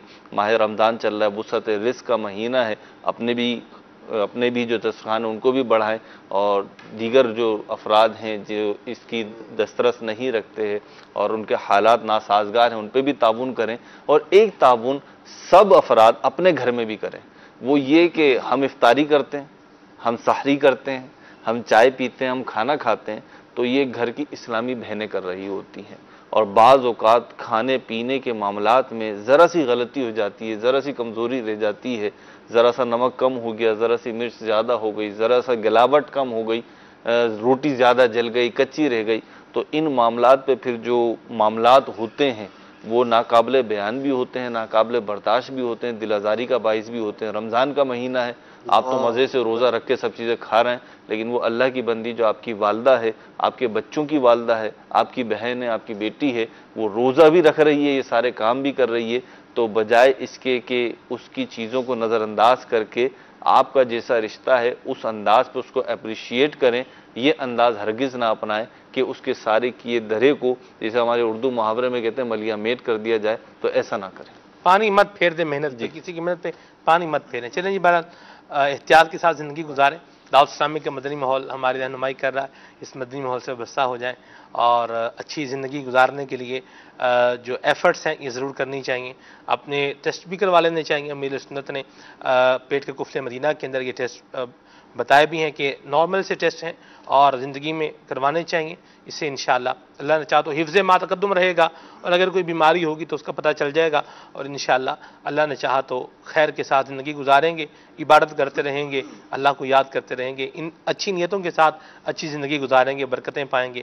آئیے صلاۃ والسلام پڑھتے ہیں صلو علی الحبیب صلی اللہ تعالی علی محمد. اور آخر میں میری دعا ہے اللہ تبارک و تعالی سارے بیماروں پر اپنی رحمت کی نظر عطا فرمائے اور صحت کاملہ شفا نافع عطا فرمائے. آمین بجاہ نبی امین صلی اللہ تعالی علیہ وسلم. یا نبی سلام علیکہ, یا رسول سلام علیکہ, یا حبیب سلام علیکہ, صلوات اللہ علیکہ, طلع البدر علينا علينا من شنيعة البداع وأجبت شكر علينا ما دعا لله داعي يا حبيبي يا رسول الله يا نبي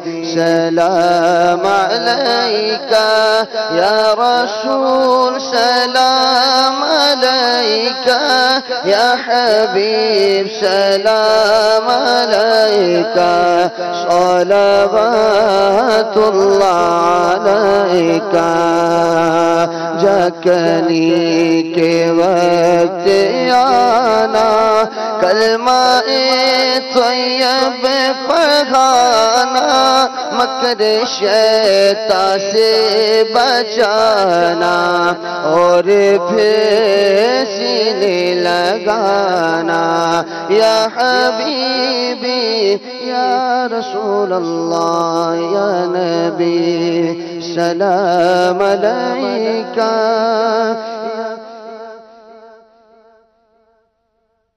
مرحبا رمضان مرحبا رمضان مرحبا رمضان یا رمضان یا رمضان یا رمضان